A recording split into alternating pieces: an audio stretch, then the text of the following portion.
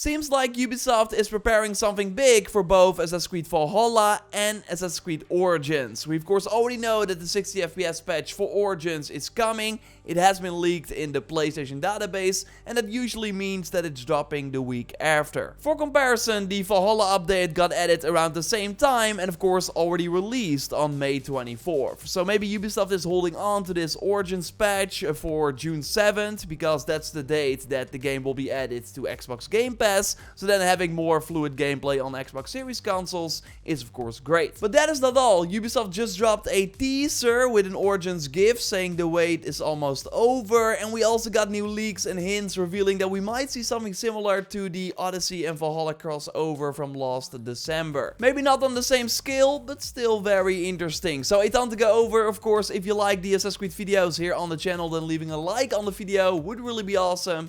And let's go. Quick reminder that I'm doing a giveaway for 2,300 Helix credits. You can find the link in the pinned comment. I will be announcing the winner very soon, and then maybe you can get your hands on the pretty wild new Thanos armor from the shop when it releases. More on that one in a moment. First I want to go over other leaked items that were also found in the game files. Peter made a video, and I will of course leave a link to all the channels I mentioned in the video description, where he puts on a full Egyptian naval set with an Egyptian hull, Egyptian sail, an Egyptian-inspired tailpiece, and the really cool-looking Anubis figurehead. And also, does the shield on the sail remind you of anything? Yeah, that's of course the Magi shield from Bayek. It's slightly different, but also very familiar. You of course started Origins with this shield, but if you somehow got rid of it, you could also buy it again at the blacksmith in Siwa.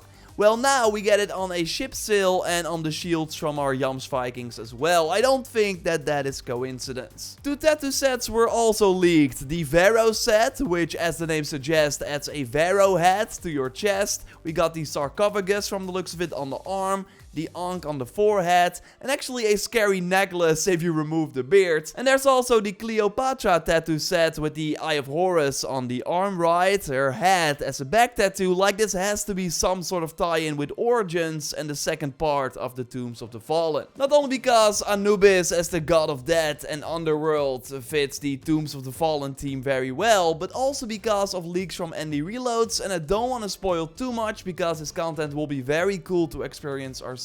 But I do want to show this file from Petter because it does reveal the connection with the Tombs of the Fallen update. Here we see that Rollo and Eivor stumble upon Caesarion in the corridor, where he mentions his father. And later he should also mention his mother. With his father of course being Caesar and his mother being Cleopatra. We as Arya kill Caesar at the end of Origins, and then 2 days later, as we also see at the end of that game, we pay a visit to Cleopatra, and here we actually already see Caesarion as still a young child. He's very intrigued by her hidden blade though. And then in the final issue of the special Origins comic that takes place 14 years after the assassination on Caesar, Amenet is able to convince Cleopatra that it's for the best to kill herself, but in exchange Cleopatra wants Amenet to take her son and also train him as she always admired Amenet.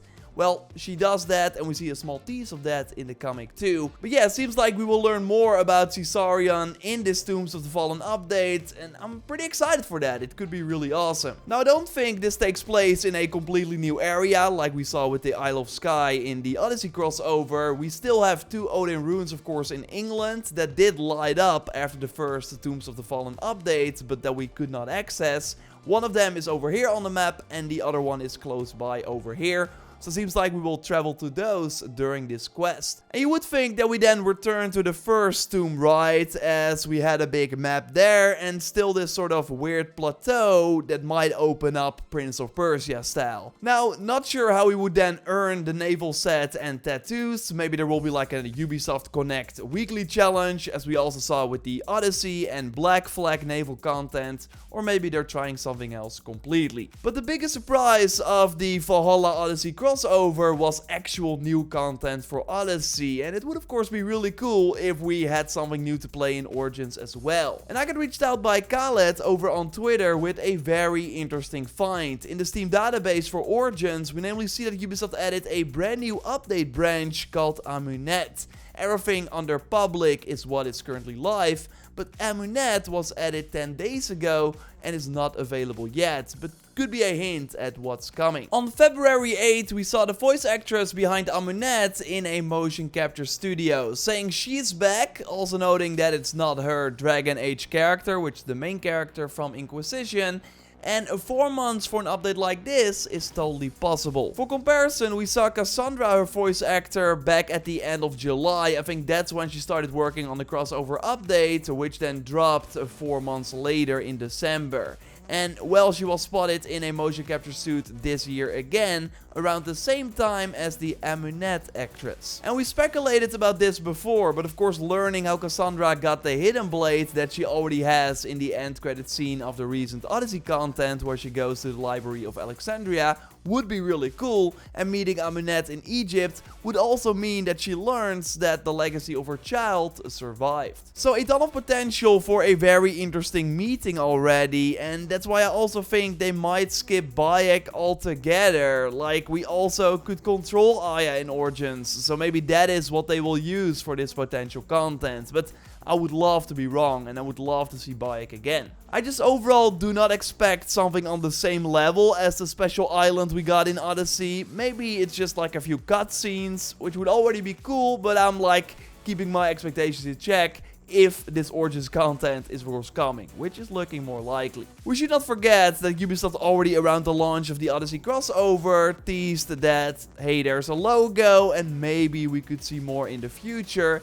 The Tombs of the Fallen Ghost were actually also warriors that fought Caesar. Like, there are many connections that would tie this all together. And we also got a pretty interesting Helix pack that could launch alongside this. We see footage here from Gamerlil Games, and you also see the constant visual effect around the bracer. So every 10 seconds it changes in color, and this also gives you a different bonus. Blue means increase speed by 10, red ignites your weapons for those 10 seconds, purple increases the damage dealt by 15%, and green puts poison on your weapons. So very unique and pretty cool to have your weapons catch fire out of nowhere, which you can then combine with the poison from 20 seconds earlier. I will, by the way, take a closer look at the armor when it releases, and of course on my second channel, JorRaptor, as well, so make sure you're subscribed to that. We'll also leave a link to that in the pinned comment. And for some reason it reminds me of the Scarab Soldier outfit from Origins. The shoulders, the chest piece, sure there are a lot of differences, but still the style is kind of similar.